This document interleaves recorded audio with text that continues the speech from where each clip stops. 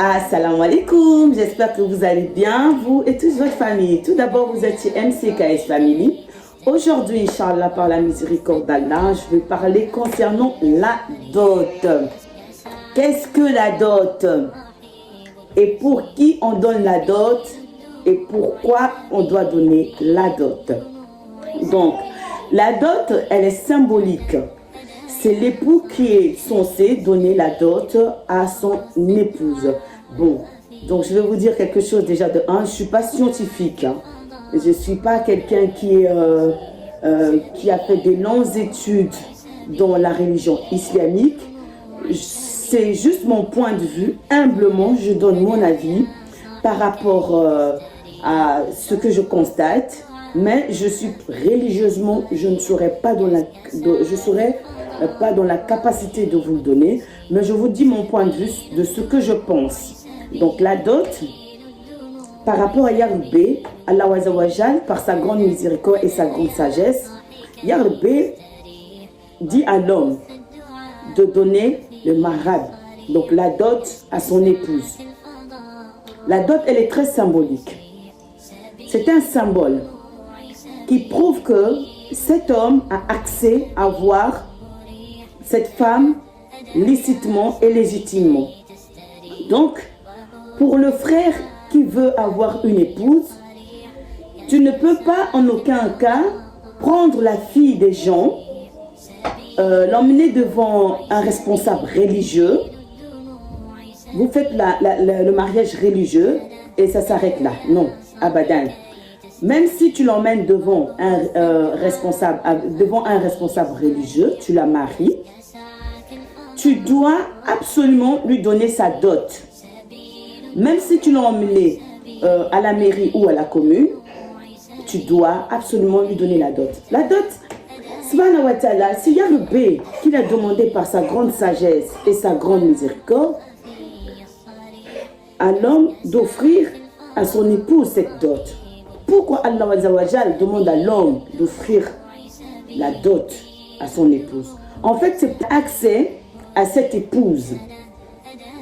Donc, comment il est sage, comment il est grand. Donc, quand le frère, on te dit de donner la dot à ton épouse, si ton épouse te demande 1 million d'euros, si elle te demande 5 000 euros, si elle te demande 30 000 euros, tu n'as pas à dire non. Que c'est trop cher. Cette famille m'a demandé une somme assez énorme parce qu'ils savent que j'ai pas assez de moyens. Si tu n'as pas de moyens, ne te marie pas. Parce que la vie familiale demande à avoir des moyens. Si tu n'as pas de moyens, il ne faut pas se marier. Parce que pour marier ta femme, c'est avec de l'argent. Pour doter ta femme, c'est avec de l'argent.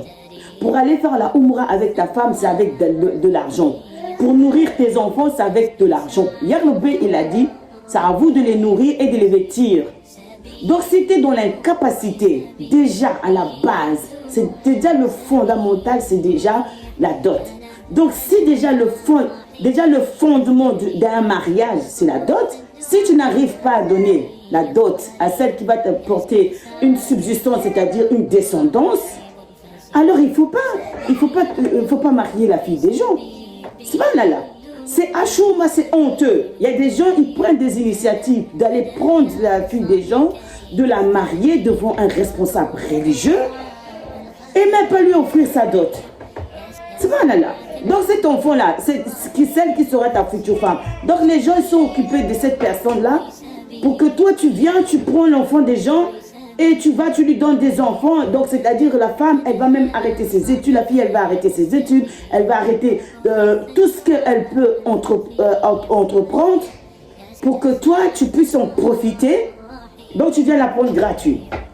Mais en fait, ce qu'ils oublient, ces gens de frères, c'est que la dot, elle est symbolique. C'est-à-dire, Yahweh te dit, quand tu donnes la dot à cette fille, c'est pour lui dire,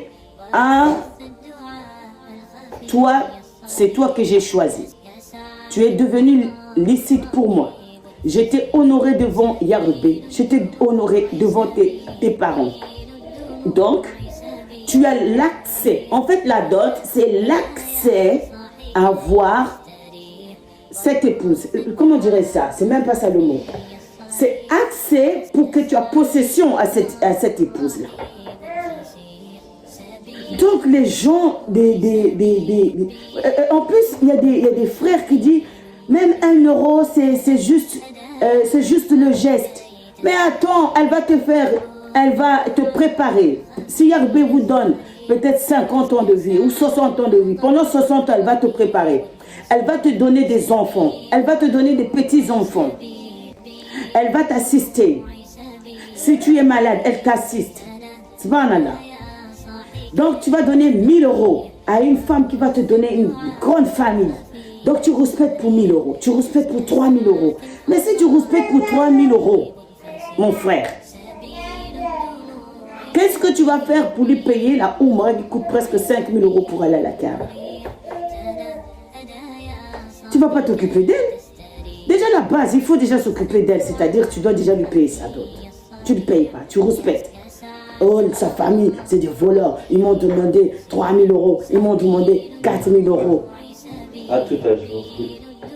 Oui. Ils m'ont demandé 4000 euros. Maintenant, prépare-toi, mon frère. Prépare-toi avant d'aller se marier. Prépare-toi ou fais des jeûnes de prière.